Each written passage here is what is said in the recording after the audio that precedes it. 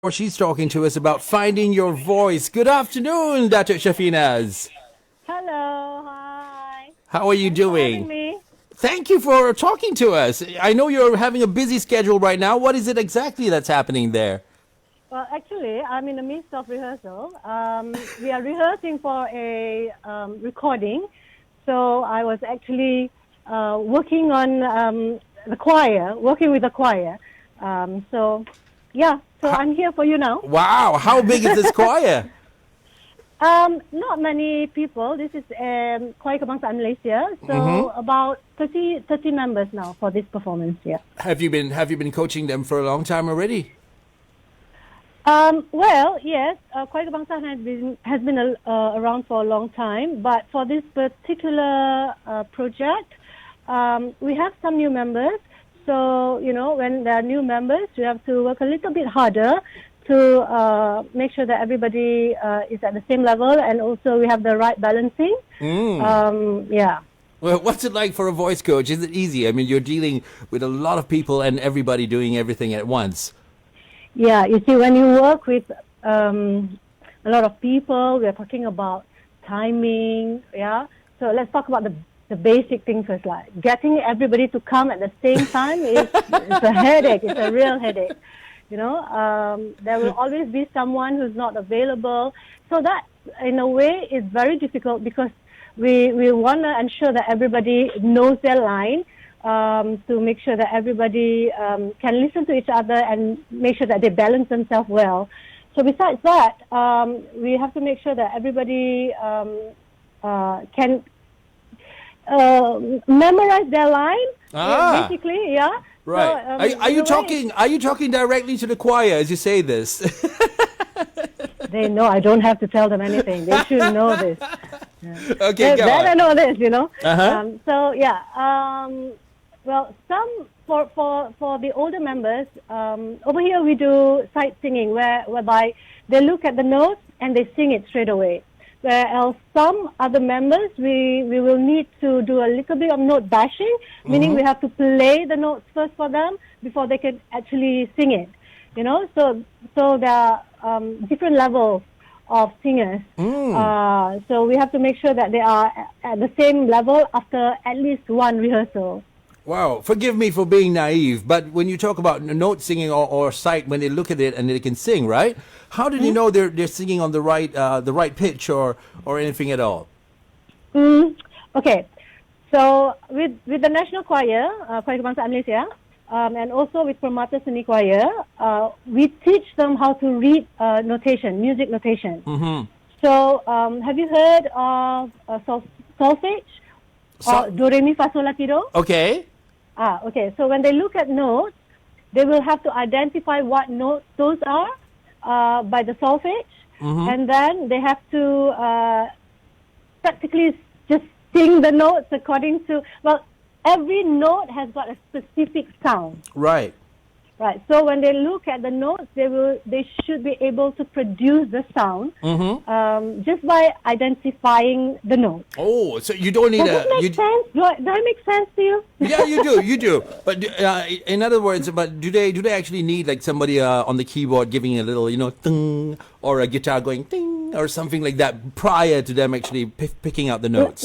Like I said, there are a few levels. Some people would just look at the notes and they would be able to just sing the notes straight away without the help of an instrument, while others will need a little help playing here and there. Right. Maybe just, to give them the first pitch or a little correction here and there. Okay. Yeah. All right. It's not an easy thing to do. It is not. Yeah, it is not. It is not at all, yeah. So, and I remember watching a video where Barbara Streisand was talking to someone in an interview, and then she said, like, if it was advised to give a singer, she said, just remember every note or every letter matters, every single thing you're singing. Yeah. Right? Yeah. Every little note matters. When people are singing, sometimes they're just focusing on the high notes. Yeah. You see, so it's not just about delivering the highest notes. It's about bringing your audience in a journey. Right. right? Because it's a journey of emotion. The song is a journey of emotion. You're telling them what you're feeling. You want them to feel what you are feeling. Right. So the basic, of course, is to understand or to know the melody. But at the end of the day, it's about bringing everybody in the same journey as you as a singer. Hmm. And how did you get to be a voice coach? Tell us a little bit of your past when you started growing up and then singing became a part of your life. Well, I've always been singing. I started singing when I was like 9 years old. So when I was 16, I cut my first album, and then I continued with my studies at UITM. And right after that, I continued teaching at UITM, and then Aswara and ICOM. So it came quite naturally for me to be to teach music. So after that, I became the choir director for Choir Kebangsaan Malaysia, or the National Choir of Malaysia, and I'm also the director and conductor for Permata Seni Choir. So everything actually was lined for me. So everything came quite naturally for me to do it. Yeah. Quite naturally, because you were definitely focused and you knew what you were going for early. In a way, yeah, because I guess music has been my life, right? So I don't see myself doing anything else besides music. Mm-hmm. Are you still making songs? Are you still performing? What's going on with you? I am doing the same things like I've been doing all this while since 30 years, 40 years. I shouldn't be saying that, right? That's giving my age away. Too late. Yeah, same thing. I've been lecturing, teaching, singing. I've been performing, doing some recordings, helping my friends out with their own performances. Yeah, basically singing and teaching. Yeah. Yeah, lots of engagements also still happening for you. Yeah. Yeah. Fantastic. Yes. And you're like I suppose a lion or a lioness. Then you have that energy, and if you don't release it, you're gonna go bonkers, right? Yeah. Okay. At this age, I still have got lots of energy. Fantastic. And I'm talking about 18, yeah. Right. 18 years old. Right. Right. It's okay. There are many things a lot of people don't understand, right? So, what do we need to understand about our voices first? Well, I guess sometimes people think that being a singer, you need to be able to do everything. So what we need to understand is that the female and the male voices, they each are divided into the high voices or the low voices. So there is no, let's put it this way, there are the higher voices in the female voice, like which we call the sopranos, and tenor in the male voice, and the lower voices will be mezzo-sopranos, baritone, mezzo-soprano for the female, and baritone and bass for the male voices. So if you are in the female voice, in the soprano range, that means you are of a higher voice. And whereas if you are a mezzo-soprano, which means that you are in the lower voice. And that's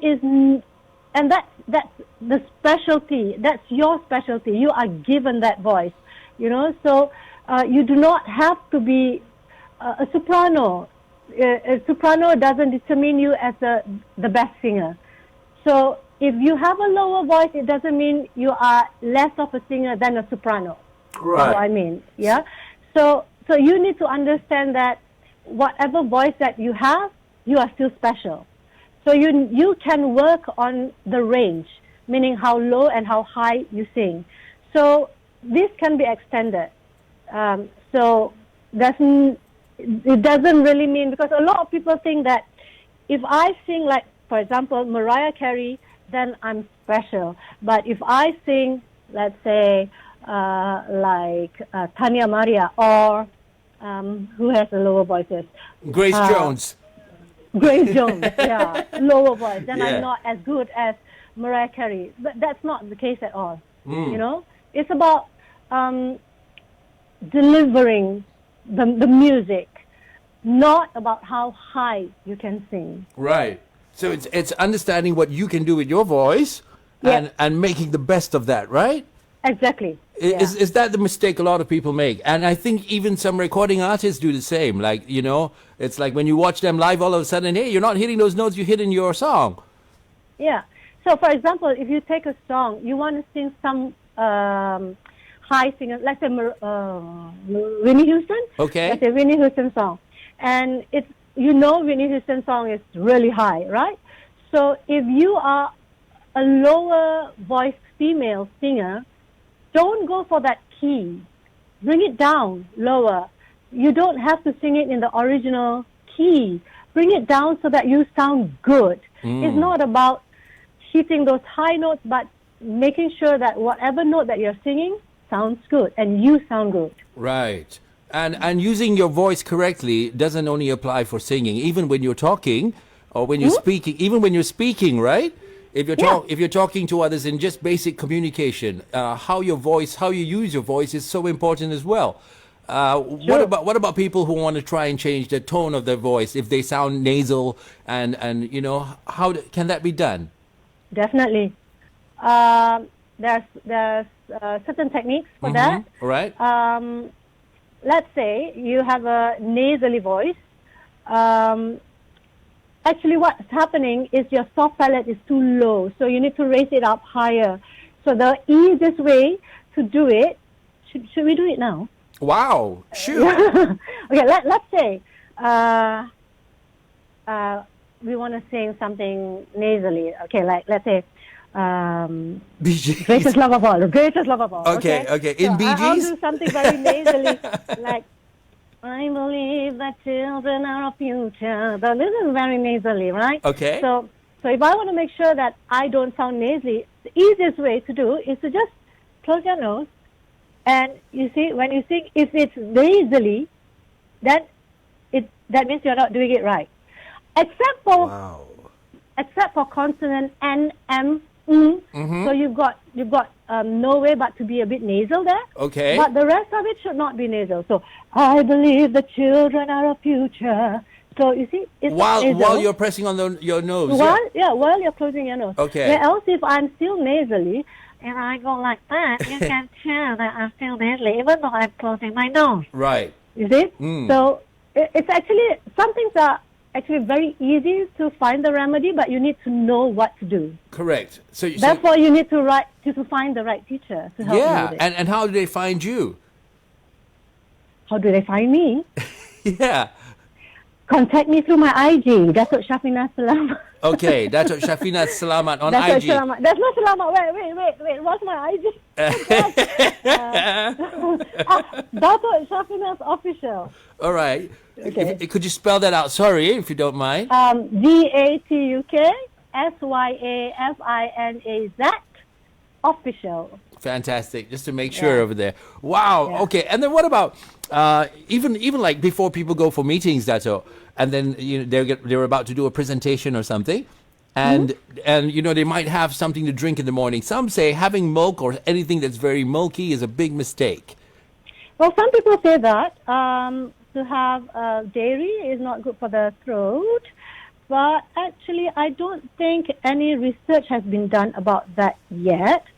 But what I would say is you need to understand your own body, because everybody has got a different body, right? So, for example, someone cannot take spicy food, but as for me, spicy food is not a problem. Mm-hmm. So some people cannot take ice, right? Right. For others, it's not a problem. So you need to just understand what you can take and what you cannot. Like for myself, I cannot take banana fritters. Mm-hmm. Banana fritters is not good for me. The moment I take it, my voice is gone, completely gone. Wow. So because of the oil in it, or because of the banana itself? I'm not sure, but the moment I take banana fritters, my voice is out. So I avoid banana fritters if I have performances. In fact, I avoid it as much as I can, but I love banana fritters actually. Goreng pisang is like my... They're the ones to blame. Blame them. Yeah. Yeah. But some, as a singer, you've got to make sacrifices. Right. Okay. No choice. So, and just for people as well, yeah, for them to actually look for a good vocal coach. How do I know if someone wants to look for a vocal coach or a voice coach? How do I know I'm finding the right person or I have somebody who's credible enough? A great voice coach would know how the voice works. Being a voice coach is like being a doctor. There's no one medicine for every patient. Every patient, I guess. Or ailment. You can't just give any ailment. You can't just give Panadol for every ailment, right? So it's the same as a voice teacher. You need to analyze the voice, find what's the problem, understand what's the problem, and find the right remedy for it. What I mean is you need to make sure that you give them the right exercises. Not every exercise works for every voice. Right. You just need to you need to really understand the voice. Okay, the easiest way to know if, let's say, you go for a voice lesson, and right after the class you feel sore. The voice, you feel like you've got no voice and you can't go on. So that's a red flag. Okay. Right, that tells you've been doing it wrong. Some people sing through their, like they say, some people sing through their throat, and then there's the singing from the diaphragm and all that. So how do you teach that to somebody who's listening in right now? Well, you need to understand the right technique. You need to do a lot of reading. So when you talk to your voice teacher, it has to be from a singer to a singer.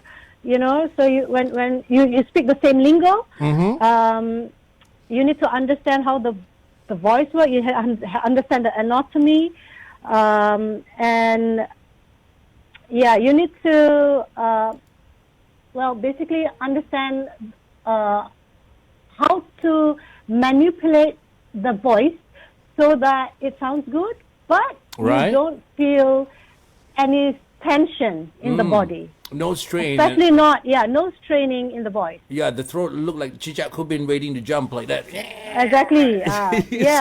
You shouldn't be seeing any veins in the neck area. Shouldn't be seeing any veins in the neck area. Right, okay. Exactly, yeah. Okay, so then what's a good age for a kid to start singing if it's kids? Do you coach kids as well? I do. Okay. The Permata Seni Choir has children that starts from 6 years old until Form 5, Form 6, So we teach children, yes. And if they are interested, if children are interested to learn to sing, they should join choir groups. They should go for voice lessons. But again, make sure you find the right teacher. Don't sing operatic numbers. They should be singing. No, don't sing operatic songs. Small kids, young kids should avoid opera. And just let it go. Yeah, and they should be singing simple songs, kids songs. Right. But singing with the right technique. Datuk, we're going to have to break for the news right now, and we shall continue this talk after 3 minutes. Is that fine with you? Sure, I'll be here. Fantastic. Thank you. All right. You're welcome.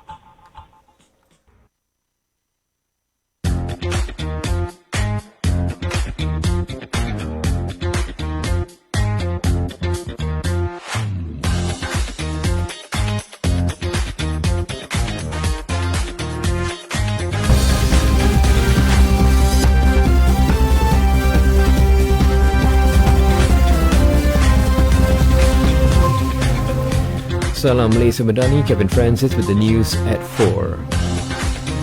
Deputy Minister of Communications Tioni Ching announced that the Cyber Security Bill is projected to be tabled by the end of this year at the latest.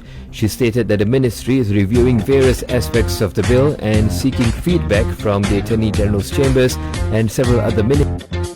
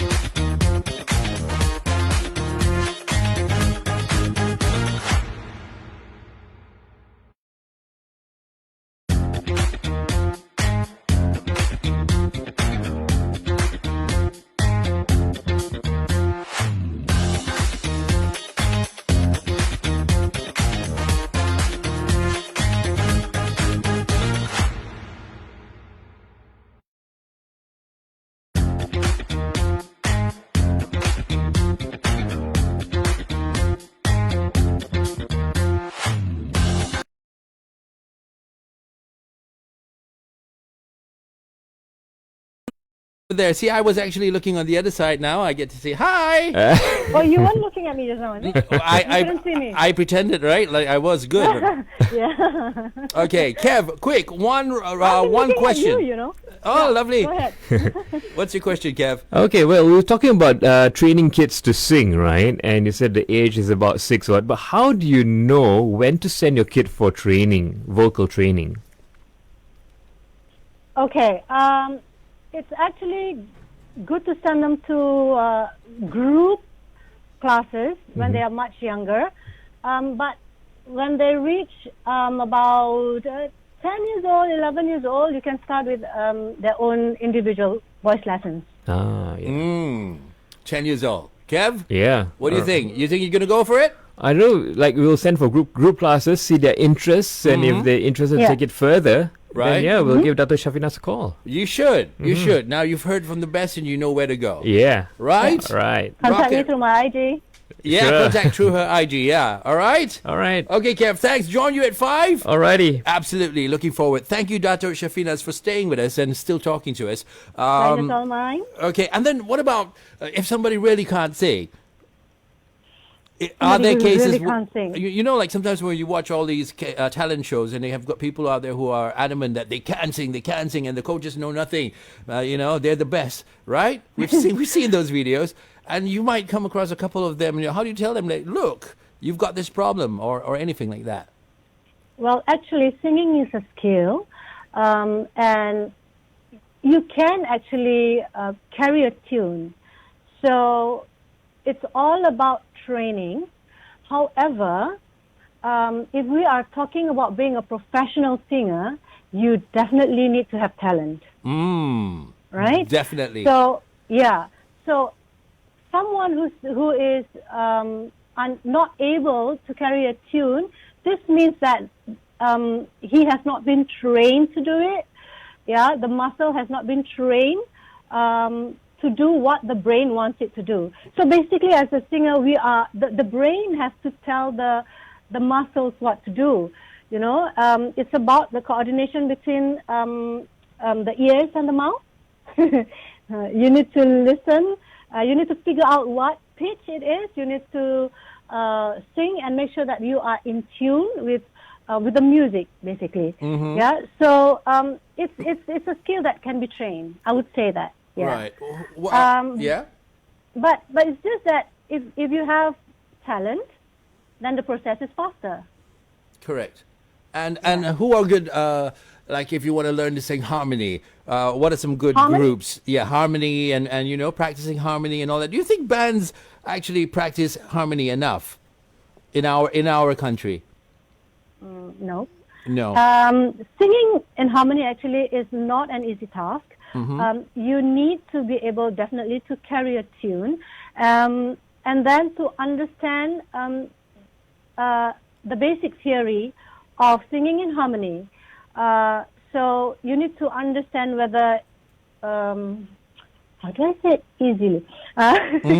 You need to understand whether the chord progression, so that you are not out of tune. Right. So you get one person singing something else and just going. Some people can't do that, right? Like, they can practice by themselves.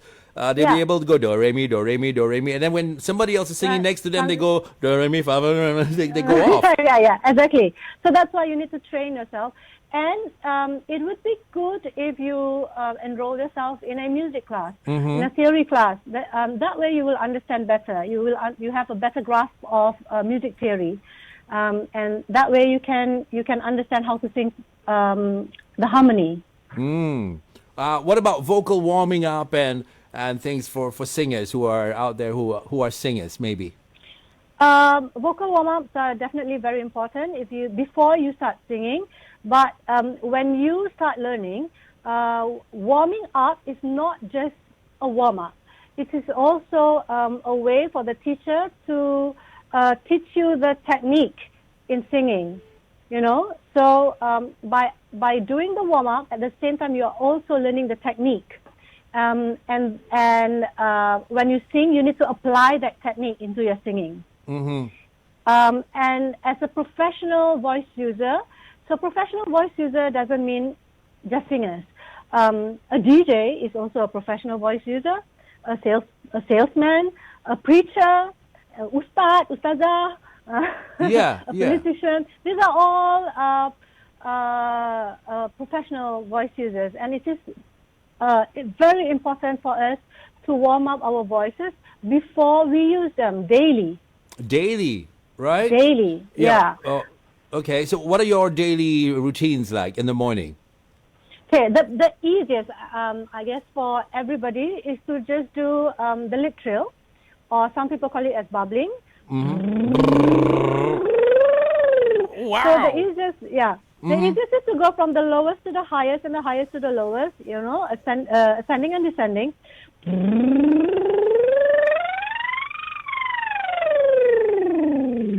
Do that every morning. The first thing you do in the morning, Your neighbors wonder if you're playing with submarines or something in the bathroom. But it's not that loud. Then that next would be the same exercise, but with your tongue, lip trill.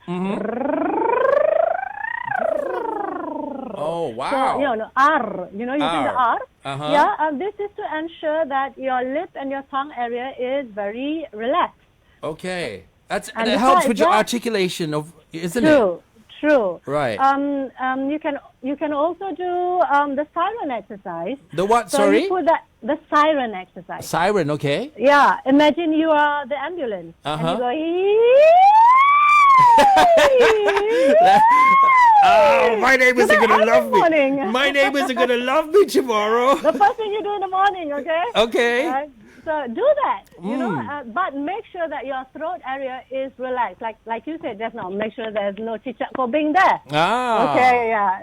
There shouldn't be any straining in the throat area. Right. And a good Yeah. time for people, as much as if they feel shy doing it at home. If you're driving to work, your windows are all up, go for it.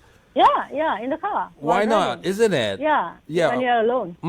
What about pantang? Do you have Pantang? some pantang? Yeah, for people if they For like me, it's no goreng pisang. no goreng pisang. Yeah, for me, that's for me. Okay. Right. For some people, like I said just now, for some people maybe they cannot take spices, spicy food. Some people maybe ice. But one thing that you should not be taking or doing is smoking. Smoking. Yeah. But and sorry, Yeah. smokers have the Yeah. misconception that when they smoke, they sound rock. Right? okay, yeah, that's what people think. But actually, Yeah. you should have a clear tone, very clean voice. Right. That huskiness that you're talking about, actually, it's like an effect. Mm. When you want something, think of your voice like the guitar, Yeah. like the electric guitar. Right. Okay, so the electric guitar actually is very clean, unless you want to have that Distortion. Call it distortion. So distortion will just press the pedal, and it gives you that distortion, right? Right. And what if you play the distortion from the beginning of the song until the end of the song? Yeah, I can name a couple of bands. Yeah, but that's not very pleasant, isn't it? Yeah. Isn't it? Yeah. So the distortion is actually like an effect. So for the voice, it's the same thing. So that huskiness, that growl, that raspiness, Right. is actually like an effect that you use to express yourself. Right. Do you think somebody like Chester Bennington would have been able to carry on screaming the way he was? Well,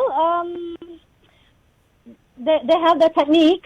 Mm-hmm. They have their own technique. There's a special technique. But at the end of the bottom line is to make sure that you don't hurt your voice. Right. Because you want to use your voice until you die. Right. Right. Even Bonnie Tyler had some damage done, isn't it? Right. So you have to make sure that you don't hurt your voice. Because as a singer, that's your cari makan, isn't it? Mm-hmm. So you don't... Sorry. Yeah. And So as you- you so mentioned, yeah, go on. Sorry. Yeah. So you want to make sure that... you are able to use your voice forever. So a few things that you need to avoid are, let's say, Actually, screaming is not good for the voice. Okay. Excessive talking, smoking, drugs, of course. All right. Yeah. Yeah. Was it drugs that damaged Whitney's voice? Lifestyle.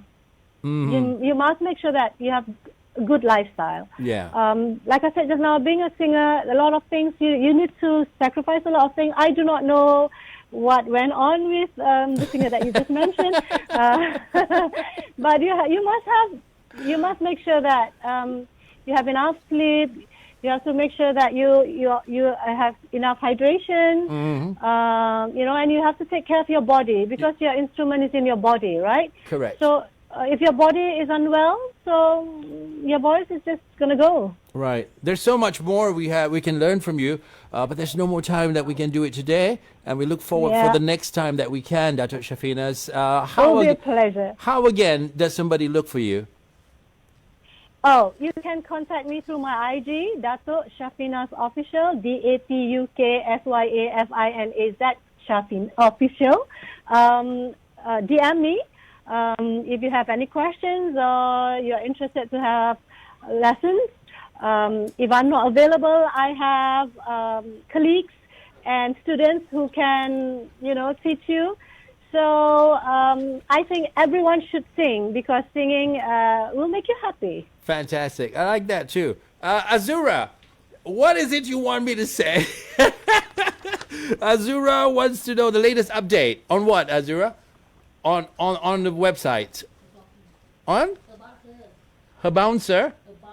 About her, your latest updates about you. Can they find out all that as well? Yeah, I was wondering. Yeah, how's your bouncer doing? I don't have a bouncer. I have a manager. Okay, thank you. Yeah. Yeah. I'll be featured in a song by a new rock group called Cherry on Top. They'll be releasing their new single called Ketage. Ketage is a Malay song, right? Ketage. I wrote the lyrics to this song, and the music is written by Rajesh Sham. And it's going to be very interesting. It's about addiction. Fantastic. Okay. Yeah. Thank you for your time. It's been precious, and we appreciate it. And we look forward to the next time, Datuk Syafinaz. For now, we're going to play Ingin Bersamamu. And Yay! memang Ingin Bersamamu again next time, yeah? Thank you, Grinan, for having me. Bye-bye. Bye-bye.